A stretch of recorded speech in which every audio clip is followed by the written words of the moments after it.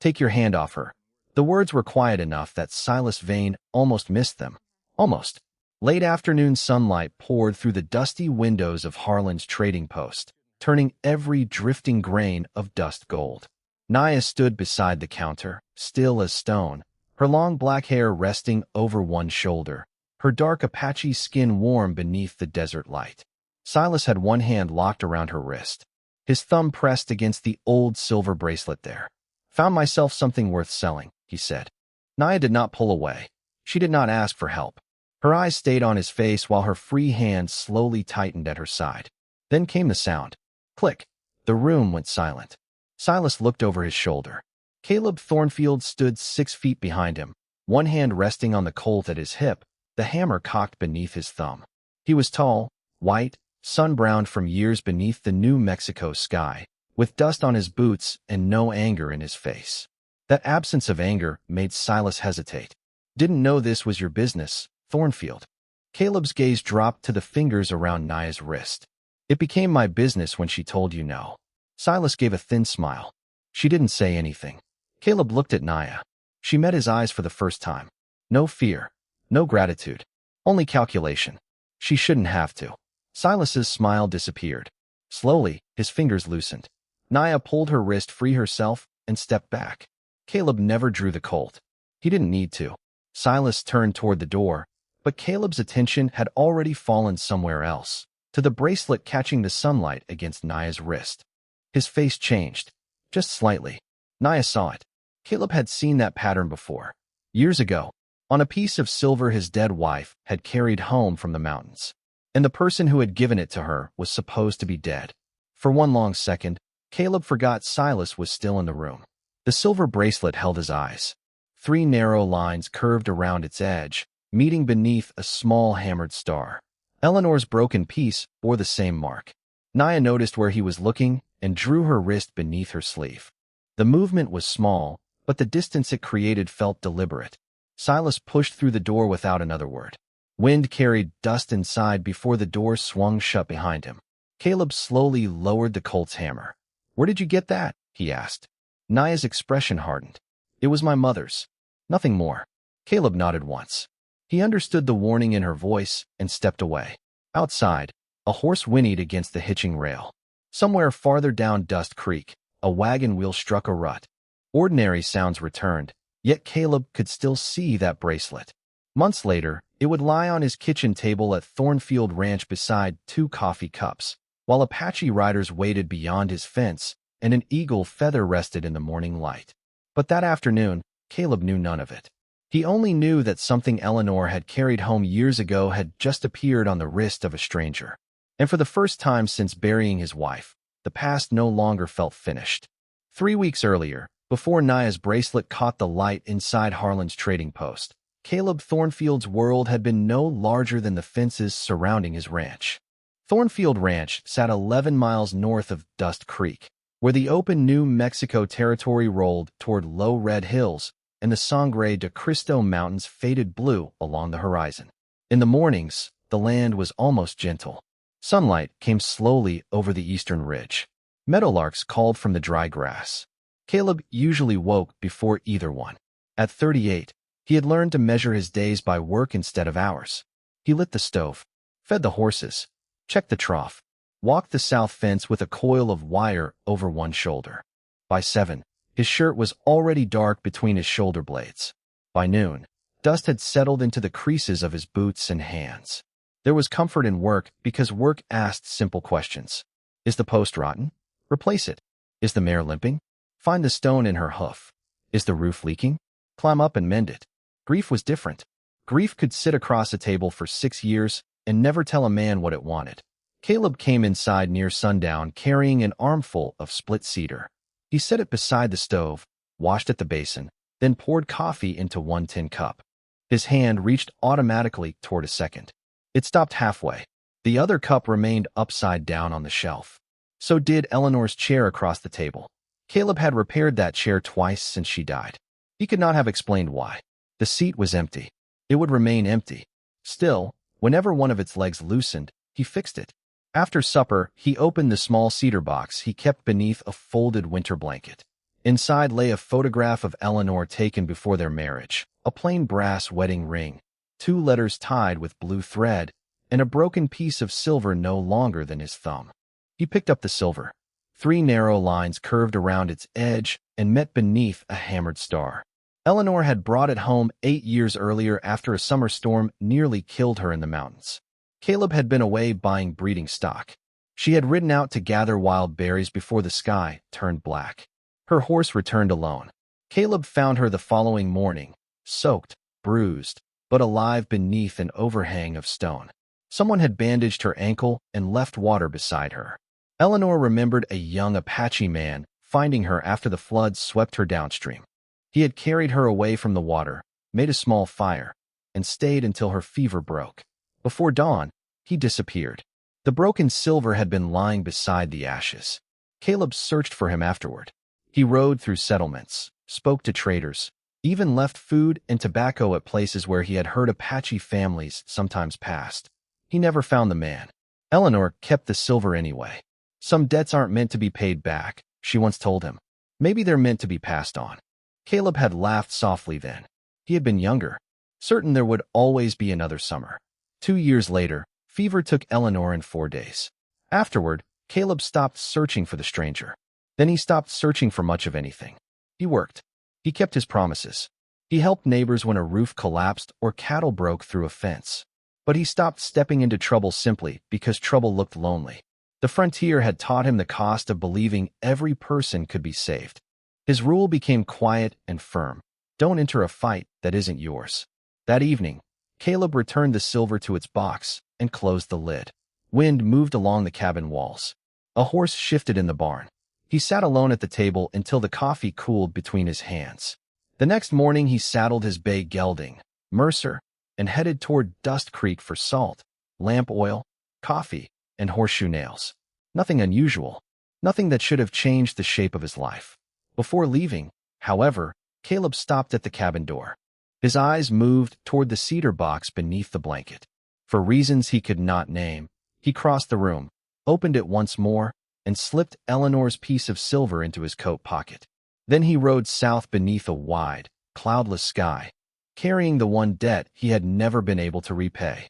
Naya had been riding toward Dust Creek since before sunrise, though the town itself meant nothing to her. Taza did. Her younger brother had been gone 6 days. He was 22, old enough to make his own choices and stubborn enough to dislike anyone questioning them. But he had promised to return before the moon thinned above the eastern ridge. He had not. Naya knew the difference between lateness and absence. By the second morning, she had found his tracks heading south. By the third, she found the remains of a cold fire beside a dry wash. 1 set of moccasin prints. 1 pair of heavy boots. 2 horses. After that, the ground turned hard and stony, and the trail became something she had to read in fragments. A bent stem, disturbed gravel, a horseshoe mark beside mesquite roots. She followed without hurry. Hurry made people overlook what fear was trying to show them. Naya had learned that from her father. She had learned other things from him too. How to judge weather by the smell of the wind. How to find water where cottonwoods grew thin against empty land. How to sit beside an injured person without filling the silence with useless promises. Her mother had taught her which plants eased fever and which roots slowed bleeding. Both were gone now. What remained lived in Naya's hands. At 27, she carried those lessons without displaying them. Her long black hair was tied behind her shoulders for riding. Sun and wind had deepened the warm brown of her skin. A small leather pouch of dried herbs rested beneath her blanket roll, and the silver bracelet on her wrist flashed whenever she reached for the reins. It had belonged to her mother. Taza wore its companion, made by the same hands, marked with 3 curved lines meeting beneath a hammered star. Their father had given the pair to them after their mother died. So distance does not make strangers of you, he had said. Naya had never removed hers. Near midday, she stopped beside a narrow creek and let her mare drink. Clouds were gathering over the mountains, tall and pale at first, but dark underneath. She crouched at the bank and touched 2 fingers to the mud. A hoofprint had filled halfway with water. Recent. Beside it was the square heel of a boot. Naya studied it, then rose. She did not know the white man traveling with Taza. She only knew Taza had gone south to trade for quinine, flour and needles. An elderly woman in their group had been fighting fever.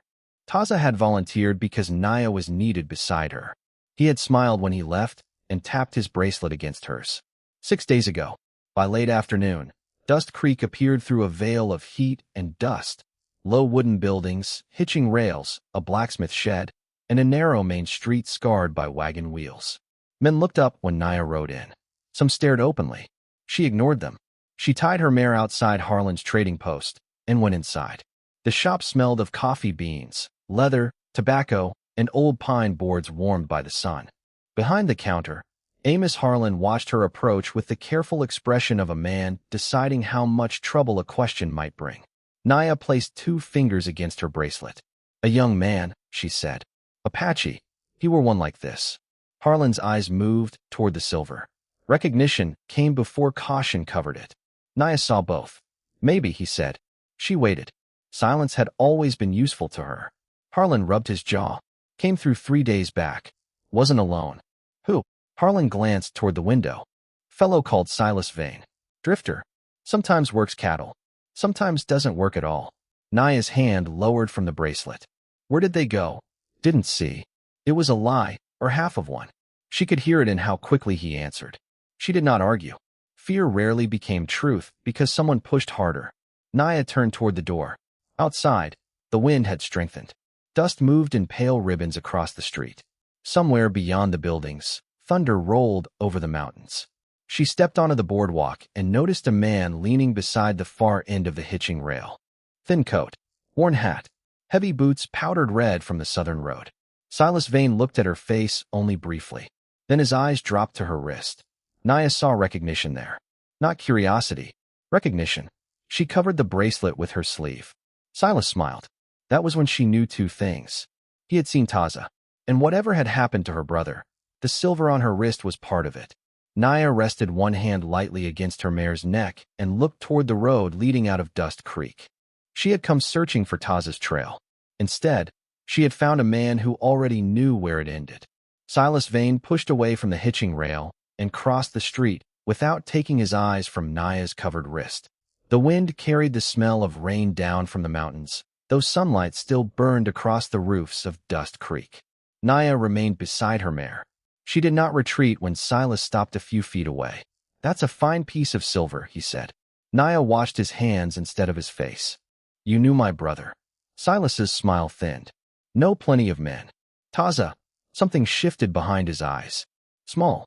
Enough." Naya stepped closer. "Where is he?" Silas glanced toward Harlan's trading post, then back at her sleeve. "Maybe I remember him. Maybe that bracelet helps." Naya's fingers closed around the reins. "It belongs to my family." Funny. He moved before she expected it. His hand closed around her wrist, hard enough to drive the silver against bone. "Could have sworn I saw another one just like it." Naya twisted her arm, turning with his grip rather than fighting against it. Her free hand came up between them. She could have driven the heel of her palm into his throat. Silas seemed to realize it a moment too late. Then another voice came from behind him. "Take your hand off her." Quiet, almost conversational. Silas looked over his shoulder. Caleb Thornfield stood near the trading post steps, a sack of coffee and horseshoe nails lying in the dust where he had set them down. His bay gelding waited at the rail behind him. Caleb's right hand rested on his Colt. His thumb drew the hammer back. Click. Naya heard the sound clearly despite the wind. Several men along the boardwalk stopped moving. Caleb's face held no anger, only certainty. Silas gave a dry laugh. "Didn't know this was your business, Thornfield." Caleb looked at the hand around Naya's wrist. "It became my business when she told you no." She didn't say anything. Caleb's eyes lifted to Naya's. For the first time, they looked directly at one another. She saw a white man in a faded work shirt, sun-browned from years outdoors, dust settled along his shoulders. No badge, no polished boots. No reason she could see for him to stand there. "She shouldn't have to," he said. Naya held Caleb's gaze for another heartbeat. Then she moved. She turned sharply, broke Silas's grip, and stepped beyond his reach. Caleb did not move toward her. That mattered. He had made space for her to free herself rather than claiming the act as his own. Silas rubbed his fingers against his coat. "Careful, Thornfield. A man can buy himself trouble cheap around here. Then let this one be mine." Caleb's voice never rose. Silas stared at him, then at Naya. When he turned away, the wind lifted the back of his coat. Naya saw it first, a dark brown stain dried along the lower edge of his sleeve. Blood. Not much, but enough to have soaked the cloth before drying. Her eyes followed it. Caleb noticed where she was looking. Silas noticed both of them noticing. His pace quickened. No one followed him. Not yet. The street slowly began breathing again. A hammer struck iron at the blacksmith shed. Somewhere a screen door slammed. Caleb eased the Colt's hammer down and returned it to his holster. He bent for the supplies he had dropped. Naya watched him. Why? She asked. Caleb straightened. Why what? Why help me? The question seemed to weigh more than he expected. His eyes went briefly toward the road Silas had taken. Didn't look like you needed help. Then why interfere? Caleb considered that. Because needing help and deserving someone beside you aren't the same thing. He reached for the coffee sack. Sunlight caught the bracelet where Naya's sleeve had slipped back. Caleb stopped. 3 curved lines. A hammered star. His expression changed so slightly another person might have missed it. Naya did not. His gaze stayed on the silver too long. Her shoulders tightened. She covered it immediately. You know this mark. It was not a question. Caleb slowly set the sack down again. His hand went toward his coat, then stopped before reaching the pocket where Eleanor's broken silver rested. He looked at Naya instead. I've seen it. Where? Thunder moved across the distant hills. Caleb glanced toward the darkening western sky. When he answered, his voice was lower. A long time ago. Naya waited for more. None came. She had spent enough years reading silence to know when it hid pain rather than deception. Still, she did not trust him. Trust was not owed because a man had behaved decently once. She turned toward her mare. Silas was with my brother. Caleb's attention sharpened. The young man with the matching bracelet? Naya looked back. You heard me inside. Enough. He has been missing 6 days. Caleb's eyes moved toward the road Silas had taken, then toward the clouds gathering above the mountains. His jaw tightened. Naya put one boot into the stirrup. I'm going after him. Storm's coming. So is night. She swung into the saddle. Caleb looked toward Mercer, then at the supplies waiting in the dust. 11 miles north stood his ranch, his quiet cabin, his repaired fences, and the life he had carefully reduced to things he could control. Southward rode a woman whose name he still did not know, following a man with blood on his sleeve. Caleb had spent 6 years obeying one rule: never enter a fight that wasn't his. The broken silver in his coat suddenly felt heavier than a piece of metal should. Naya gathered her reins. Before she turned her mare, Caleb picked up his supplies and walked toward Mercer. He still had every intention of going home. At least, that was what he told himself. Caleb secured the last sack behind Mercer's saddle and stood with one hand resting on the leather strap. Naya was already halfway down the street. The first shadow of the storm had reached Dust Creek, turning the afternoon light pale beneath the gathering clouds. He could ride north. 11 miles. Supper before dark. A dry barn. A quiet house. Nothing waiting for him except work he understood. Caleb put his boot in the stirrup. Then he saw Silas's dried blood again in his mind. He saw the silver bracelet beneath the man's fingers. And beneath all of it came Eleanor's voice from 8 years earlier. Some debts aren't meant to be paid back. Maybe they're meant to be passed on. Caleb closed his eyes for half a second. Damn it. He mounted Mercer and turned south. He caught Naya beyond the last buildings, where the road narrowed between scrub oak and red stone. She heard him before she looked back. Her mare slowed, but Naya did not smile. Your ranch is north. It is. You're riding south. Caleb looked toward the dark ridge. Noticed that. She studied him, waiting for an explanation. He gave none. After a moment, she faced forward again. They rode another mile without speaking. The wind strengthened. It moved through the grass in long gray-green waves and carried the sharp scent of wet earth from somewhere beyond the hills. Naya eventually left the road and followed a faint trail into higher country. Caleb let her lead. That, too, she noticed. He did not ask whether she knew where she was going. He did not tell her how to read tracks. When she dismounted beside a patch of soft ground, he remained in the saddle until she finished. 2 horses passed here, she said. One yesterday. Maybe earlier. Caleb looked toward the narrowing canyon ahead. That wash floods fast. I know. No irritation. Just fact. Caleb nodded. Then we shouldn't be in it when the rain comes. Naya mounted again. They climbed until Dust Creek disappeared behind them. Near sunset, the first drops began to strike the rocks. They were large and widely spaced, darkening the dust wherever they landed. Caleb knew a sheltered shelf half a mile east and pointed toward it. Naya hesitated. Every hour mattered. He could see that in the way her fingers tightened around the reins. "You can keep going," Caleb said. "But if that wash fills after dark, your brother will still be missing, and there'll be 2 people needing to be found." Her eyes rested on him. Then she turned her mare east. The shelter was little more than a sandstone wall leaning over a patch of dry ground, but it kept off the worst of the rain. Caleb unsaddled Mercer and tied both horses where runoff could not reach them. Naya gathered dead juniper from beneath the rock ledge. Neither asked the other what needed doing. By the time darkness settled over the canyon, a small fire burned between them. Caleb divided dried beef and biscuits from his saddlebag. He placed Naya's share on a flat stone rather than handing it directly to her. She watched that small courtesy before taking it. They ate while rain whispered beyond the shelter. "Caleb Thornfield," he said eventually. Naya looked up. "My name." A pause. "Naya." He nodded once. No questions about her people. No questions about what the name meant. Just Naya.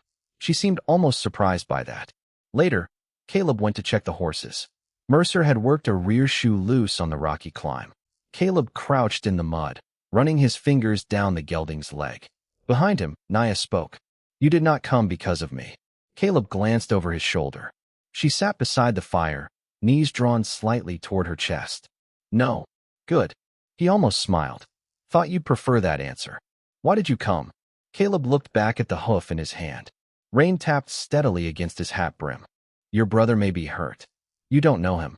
"Don't need to." She waited. Caleb set Mercer's hoof down and stood. "If he's alive, every hour matters." "That's enough." Naya said nothing. But when Caleb returned to the fire, she moved her blanket a few inches, leaving him more room beneath the driest part of the overhang. It was the first thing she had offered him, small enough that another man might not have noticed. Caleb did. At dawn, the storm had moved east. Mist hung low between the rocks, and every branch glittered with water. Naya was awake before Caleb. She stood beyond the shelter studying the softened ground. He joined her without speaking. A trail crossed the mud below them. One horse, moving hard, coming from the south. Naya followed it around the bend. Caleb heard her stop.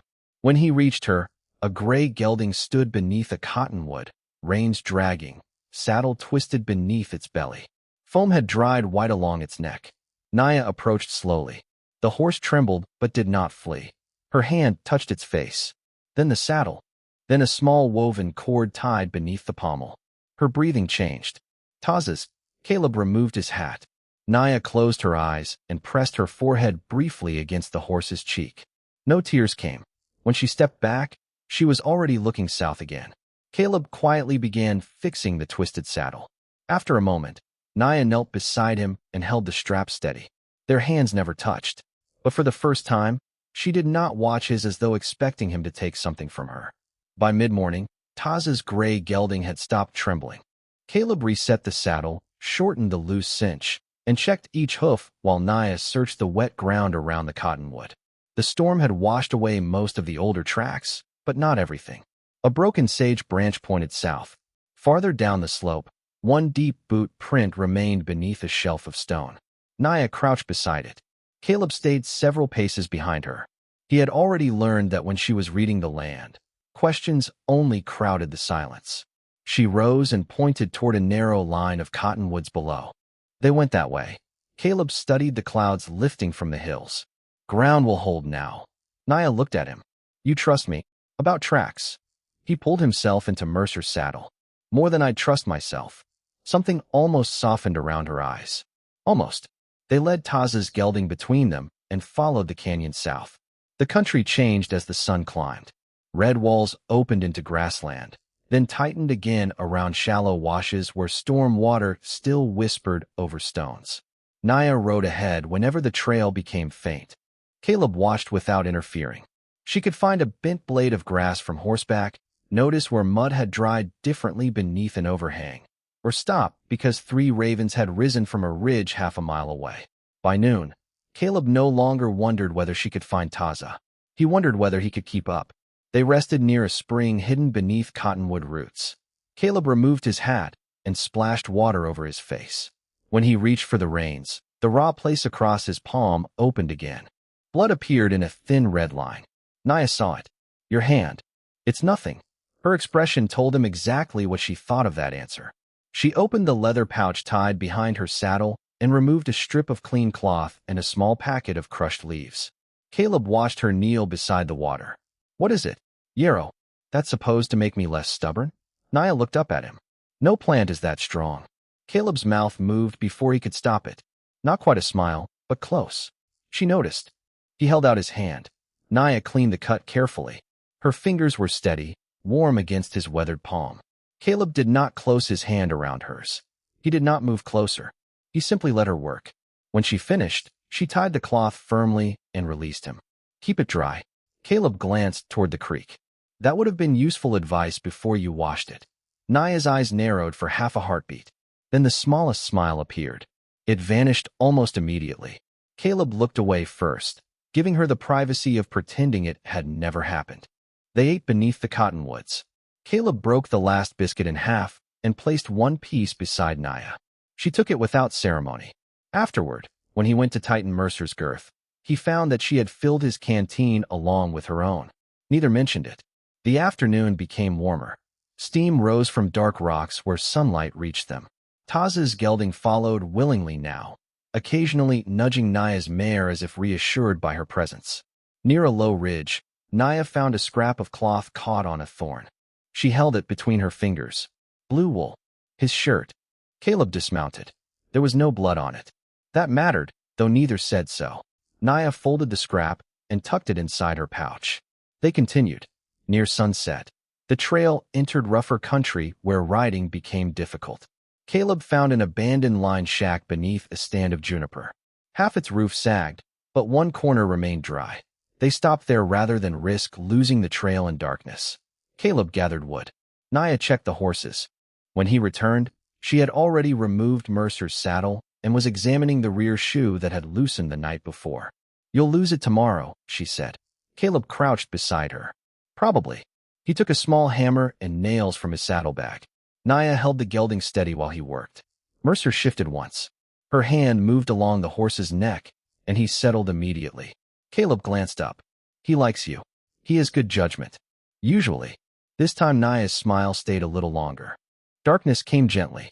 They ate dried beef warmed over the fire and drank weak coffee from Caleb's tin cup, taking turns because Naya had no cup of her own. The first time he passed it to her, she hesitated. Not from disgust. From habit. From the careful distance she carried around herself. Then she took it.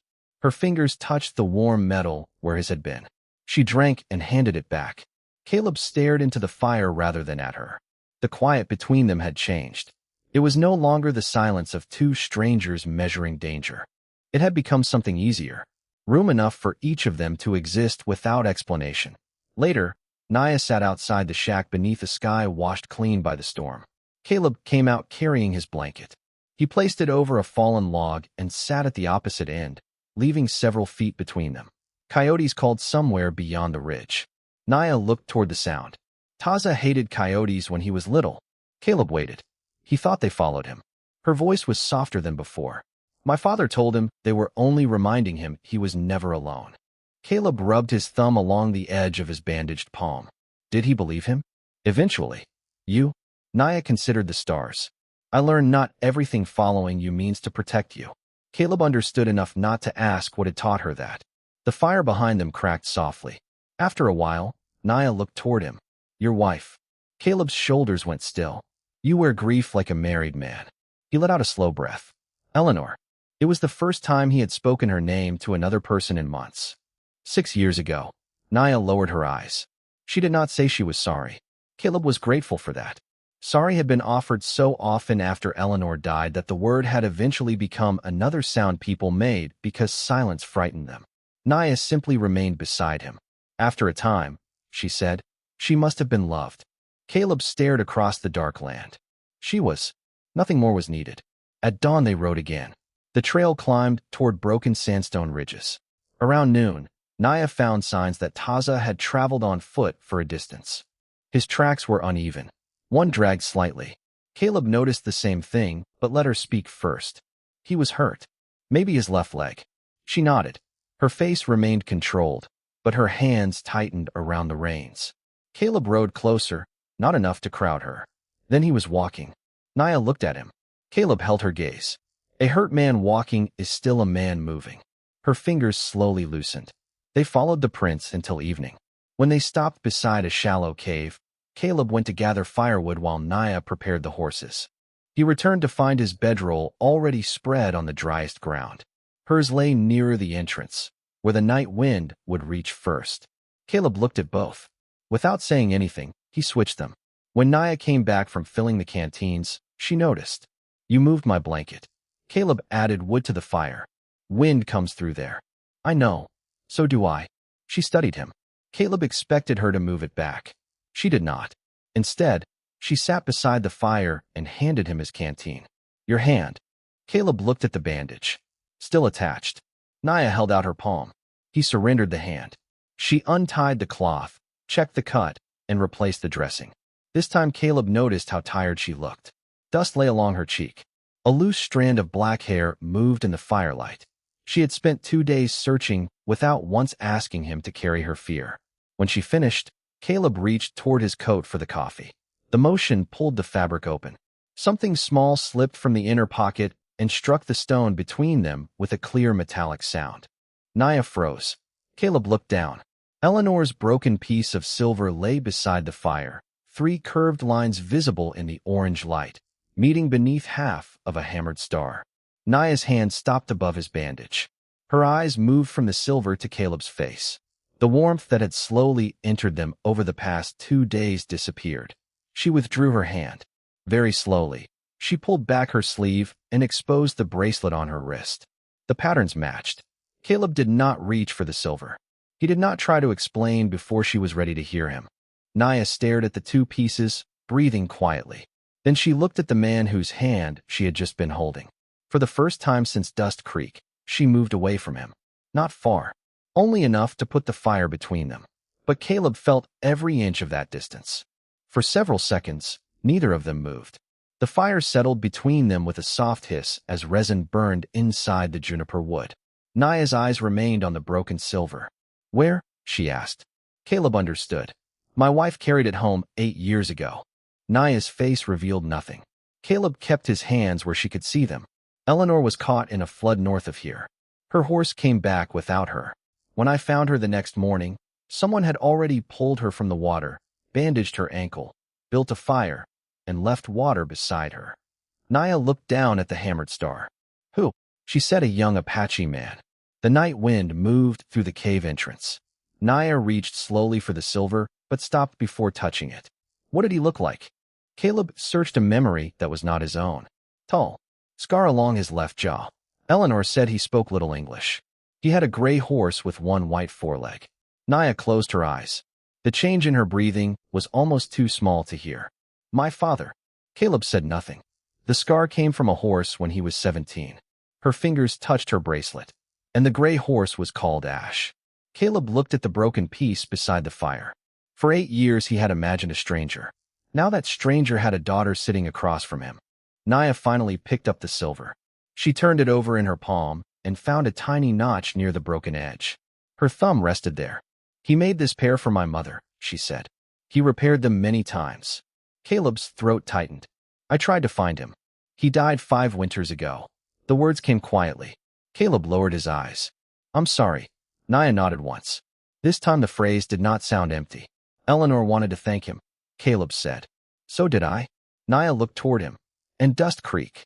Caleb understood the question beneath the question. "I didn't know who you were. But you saw the bracelet." "After I stepped in." Naya studied his face for a long moment. Caleb did not defend himself further. Whatever trust had existed before the silver fell from his pocket could not be argued back into place. It had to return on its own or not at all. Naya looked again at the fragment. "My father used to disappear when someone needed help." A faint sadness touched her mouth. "My mother would become angry because he always came home late." Caleb almost smiled. "Eleanor would have liked him. He would have annoyed you." Probably. For the first time since moving across the fire, Naya's shoulders loosened. She leaned forward and placed the broken silver carefully into Caleb's open palm. Her fingers touched his for only an instant. Keep it. Caleb closed his hand around it. Why? Because he gave help without asking who would remember. The words settled deeper than she could have known. Caleb slipped the silver back into his pocket. Neither spoke for a while. Outside, clouds moved away from the moon, spilling pale light across the canyon. In the morning, they found Taza's trail again, less than a mile south of the cave. The footprints descended toward a narrow basin between two sandstone ridges. Naya crouched over one print, then another. Caleb noticed the change before she spoke. Another man joined him here. A heavy boot mark crossed beside Taza's uneven tracks. The heel was square and worn along one edge. Caleb had seen that same boot print after the storm. Silas. Naya rose. Her expression remained calm, but her hand closed around the reins. They followed the tracks along the basin until Naya stopped beside a patch of dried mud. Something dark lay caught beneath a thorn. She lifted it carefully. A smear of old blood marked the fabric. Silas's coat cloth. Caleb looked farther down the trail. On a flat patch of earth, Taza's footprints appeared again. Still uneven. Still moving. Alive when he passed here. Naya saw it too. She exhaled slowly. Caleb mounted Mercer.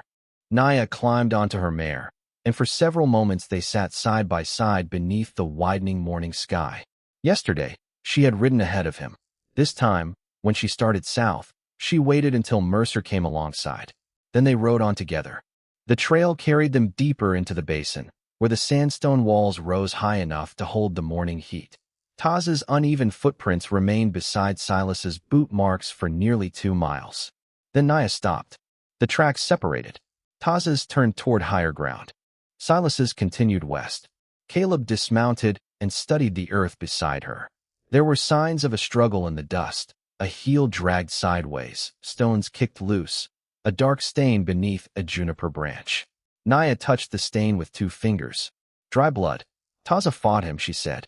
Caleb looked toward the ridge and got away. Naya followed his gaze.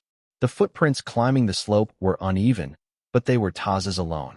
That mattered. They led the horses upward until the trail reached an abandoned survey camp. Broken stakes lay scattered among the rocks. Near a dead fire, Caleb found several folded papers weighted beneath a stone. Most were land plats and water claims. One bore the name Silas Vane. Another described rights to a spring that fed the valley north of the Apache family's seasonal camp. Naya read enough English to understand the names and numbers. Her face tightened. Caleb examined a second page. He wasn't after your bracelet for the silver. Naya looked at him. No. Her thumb moved over the bracelet unconsciously. The mark identifies my family.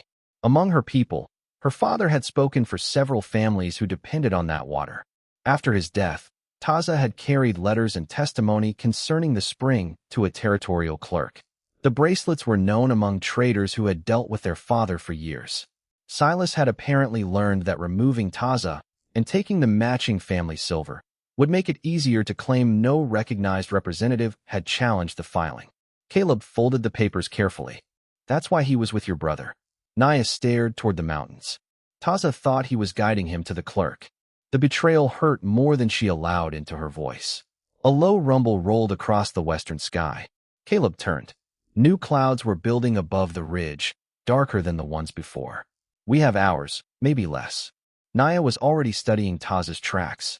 Caleb placed the papers inside his saddlebag. If we find him, these can deal with Silas later. If Silas comes first? Caleb's hand rested briefly near his Colt, then fell away. We find Taza first. Naya looked at him. There was no hesitation in his face. Something in her softened. They climbed for another hour. Taza's trail grew harder to follow over bare rock, but small signs remained. Blood on a pale stone, a snapped branch, a place where someone had sat heavily against the canyon wall. Naya touched each trace as though it were a message her brother had left specifically for her. Near afternoon, they reached a narrow passage where the ridge split around a deep ravine. Naya stopped beside a cluster of stones. A piece of silver glimmered beneath one. She dropped to her knees. It was not the whole bracelet, only a small broken clasp.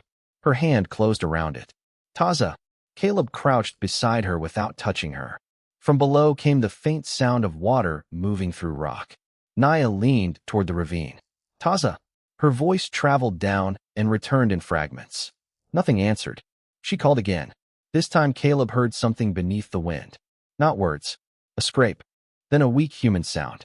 Naya's eyes found his. They moved along the edge until Caleb spotted a narrow shelf 20 feet below. A figure lay beneath an overhang, one leg trapped between fallen stones. Taza was alive. Naya's breath left her all at once. She closed her eyes for one heartbeat, then immediately began searching for a way down. Caleb took the rope from Mercer's saddle. Neither needed to discuss what came next. As he secured it around a juniper trunk, Naya held the other end and tested the knot. Their hands worked together with the ease of people who had stopped wondering whether the other would remain when things became difficult. Then Caleb noticed fresh boot marks in the damp soil near the ravine. Square heel, worn edge. Silas had already been there. Caleb looked west, where the empty trail disappeared beneath the darkening sky. Then he looked back at Naya. She was kneeling at the edge, calling softly to her brother. Caleb placed the Colt more securely in its holster and tightened the rope around his waist. Whatever Silas wanted could wait. A wounded young man was 20 feet below them, and Naya had finally found the person she had crossed all this country to bring home. Caleb lowered himself over the edge while Naya braced the rope around the juniper trunk. The sandstone was slick from the earlier rain, and loose pebbles skipped beneath his boots before vanishing into the ravine. 20 feet below, Taza lay against the narrow shelf with his left leg pinned beneath 2 slabs of fallen rock. His face was gray beneath the dust. One eye opened when Caleb reached him. Naya, he whispered. Above us. Caleb crouched. She found you.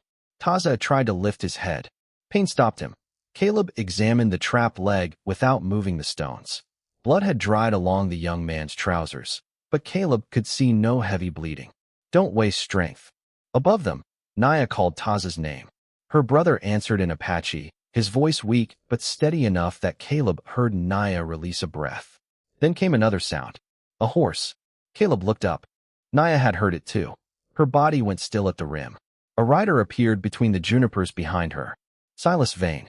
His coat was damp at the shoulders, and the dried blood remained on his sleeve. He stopped his horse 30 yards away. Should have gone home, Thornfield. Naya rose slowly. Her hand stayed near the rope. You left him here. Silas dismounted.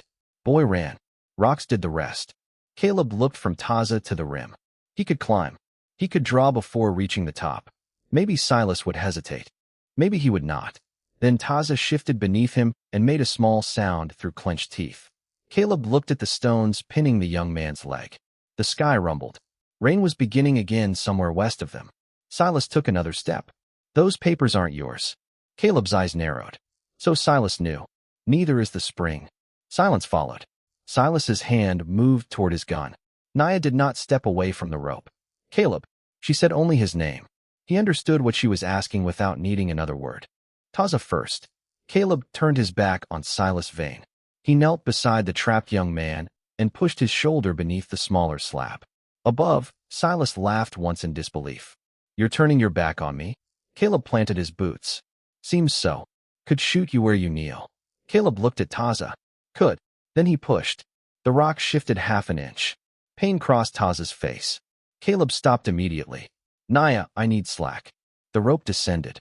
She was still there, still choosing to help her brother instead of watching Silas. Caleb looped the rope around the larger stone and secured it. When I call, Naya wrapped the upper length around the juniper trunk. Silas stood several yards behind her now. Caleb could hear leather creak as the man shifted his weight.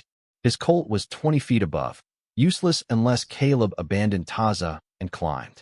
For 6 years Caleb had believed survival meant knowing which trouble belonged to him. Now, strangely, the choice felt simpler. The young man beneath him belonged to someone Caleb had begun to care about. That was enough. Pull. Naya leaned backward. Caleb drove both hands against the slab. Stone scraped stone. Taza cried out. The slab moved. Once. Twice. Then enough. Caleb dragged Taza's leg free and pulled him away before the rock settled again. Above, a metallic click broke through the wind. Caleb froze. Silas had drawn his revolver. Naya stood between him and the ravine. Move, Silas said. She did not. Her dark hair had come loose in the wind, moving across her cheek. She looked at him with the same steady expression she had worn when he grabbed her bracelet in Dust Creek. No pleading. No panic. Move. Naya's hand tightened on the rope. No. Caleb reached for the line. He could climb now. He could leave Taza on the shelf and meet Silas with the Colt. His old instincts told him to do exactly that. Instead, he tied the rope around Taza's chest. Your sister is going to pull. Taza looked past him toward the rim. And you? I'm pushing. The man. Caleb glanced upward. He can decide what kind of man he wants to be. Silas heard him. You think that's going to stop me? Caleb looked directly at him. No. Then he turned away again. Naya. Now. She pulled. Caleb lifted from below. Taza rose slowly against the cliff face, boots scraping stone. Every foot upward took Silas's advantage away from him, because every foot brought Naya's brother closer to safety. Silas stood with the revolver lowered beside his thigh. He could have fired. He did not. Perhaps killing an unarmed man in front of two witnesses was different from frightening people in empty country. Perhaps Caleb's refusal to fear him had taken something from him that a gun could not restore. Taza reached the rim. Naya dropped beside him immediately, hands moving over his face and shoulders before checking the injured leg. For one brief second, brother and sister pressed their foreheads together. Caleb looked away. That moment belonged to them. Then he climbed. When his hand reached the rim, Naya caught his forearm. Caleb caught hers. She helped pull him onto level ground. Silas was already backing toward his horse. Those papers won't prove anything, he said. Caleb stood, breathing hard. His Colt remained holstered. Then you shouldn't be worried about them. Silas's face tightened. His revolver rose halfway. Caleb's hand moved toward his own weapon. The world seemed to narrow, wind through juniper, rain beginning against stone, Naya kneeling beside Taza. Caleb drew. So did Silas. Caleb's Colt came level first. Silas stopped. They faced one another across 15 yards of wet earth. Caleb could end it. He saw the realization in Silas's eyes. His finger rested against the trigger. Then Taza groaned behind him. Naya said something softly to her brother. Caleb heard fear in her voice for the first time. Not fear of Silas. Fear that Taza was fading. Caleb lowered the Colt. Go. Silas stared at him. What? Go. You'll regret that. Caleb holstered the weapon and turned away. Maybe. He knelt beside Taza. Silas remained there another moment, waiting perhaps for Caleb to look back. He never did. Finally came the sound of a saddle creaking, then hoofbeats moving west until the canyon swallowed them. Naya had already opened her herb pouch. Caleb helped straighten Taza's leg while she examined it. The bone did not appear broken, but the ankle was badly swollen and a deep cut ran along the calf. They cleaned it with water. Naya packed the wound with herbs and wrapped it using cloth torn from the bottom of her own shirt. Rain began falling harder. Caleb built a crude shelter from blankets and saddle canvas while Naya stayed beside Taza. By dusk, the storm had settled into a steady curtain around them. Taza slept beneath the shelter, breathing evenly. Caleb sat outside under the edge of the canvas, soaked through, watching water run from his boots. Naya came and sat beside him. Not across the fire. Beside him. For a long time she said nothing. Then she held out her hand. Caleb looked down. His bandage had come loose during the climb. Naya retied it carefully. You could have killed him, she said. Caleb watched her fingers make the knot. Yes. Why didn't you? He looked toward Taze sleeping beneath the blankets. Because saving him mattered more. Naya's hands became still around his. Caleb expected her to let go. She did not. Outside their small shelter, rain softened the entire world into silver. After a moment, Naya lowered Caleb's hand gently onto his knee. My father would have understood you, she said. Caleb looked at her. She was watching the rain, not him. Something inside his chest shifted, not healed, not yet, but no longer sealed shut. A few feet away, Taza stirred. His eyes opened and found his sister first. Then they moved to Caleb. He studied the white rancher sitting beside her, the fresh bandage around Caleb's hand, and the Colt still untouched in its holster. His voice was barely stronger than the rain. Why is he still here? Naya looked at Caleb before answering. And in that quiet glance, Caleb realized he wanted to hear her answer too. Naya kept her eyes on Caleb for a moment before turning back to her brother. Because he chose to stay. Taza studied her face as if the answer contained more than the words themselves. Then exhaustion pulled his eyes closed again. By morning, the rain had passed. Caleb built a litter from 2 young poles and the saddle canvas, but Taza refused it once he could sit upright. They compromised with Taza riding the gray gelding while Caleb led him through the roughest ground.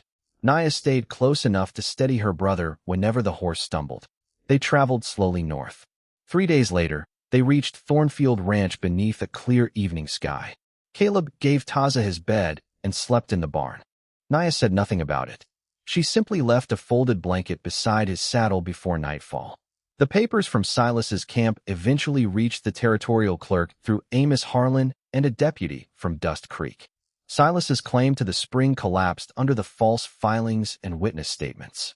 By then, Silas himself had disappeared south. Caleb did not follow. There were fences to mend, a young man to heal, and for the first time in years, voices inside his cabin. Taza recovered slowly. Naya stayed until he could walk without Caleb's shoulder beneath his arm. She gathered herbs near the creek, helped prepare a torn blanket, and sometimes stood beside Caleb at the corral while he worked with the horses. Neither spoke about what would happen when Taza was strong enough to leave. Then one morning Caleb woke to an empty cabin. The blankets were folded. Taza's cup was washed beside the basin.